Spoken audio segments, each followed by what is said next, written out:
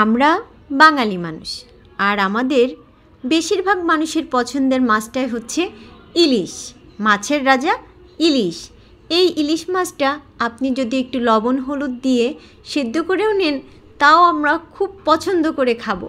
কারণ এমন একটা সময় ছিল যে এই মাছটা লবণ হলুদ দিয়ে আপনার জাল দিয়ে রাখলে সেটা সেই ঝোলটা দিয়ে ভাত মাখিয়ে খেতেও খুব মজা। তো আমি আজ ইলিশ ভাপা করব।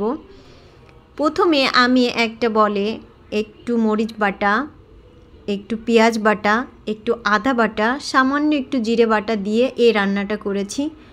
তো এটাই আমি রসুনই দেইনি, আর পিওর সরিষার তেলটা দিয়েছি।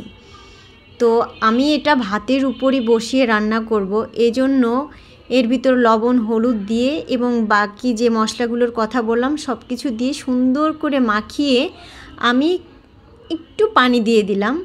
তো জাস্ট মাছটা একটু ভাপে ভাপে সেদ্ধ করা হবে। তারপরে দেখেন আমি এক রাইস কুকারে ভাতের ভিতরে একটা বলে এটা বসিয়ে দিয়েছি। আর দেখেন ফাইনাল লুক, আমার মাছ একদম সিদ্ধ হয়ে গেছে। ভাতটা পাটে বসলে এই বলটা আমি বসিয়ে দিয়েছিলাম, আর আমার এই ভাপে এই মাছটা সিদ্ধ হয়ে গেছে।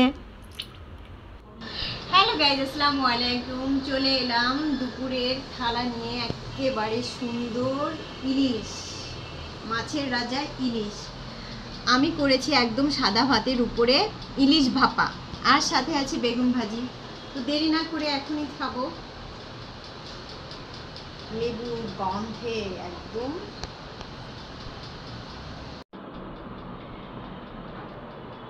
বিসমিল্লাহ।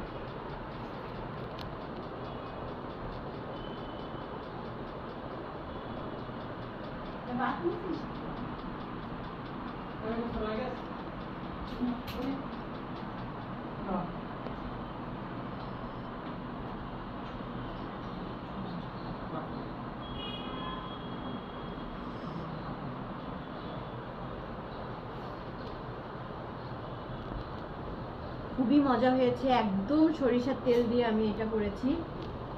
তো সবাই ভালো থাকবেন, আল্লাহ হাফেজ।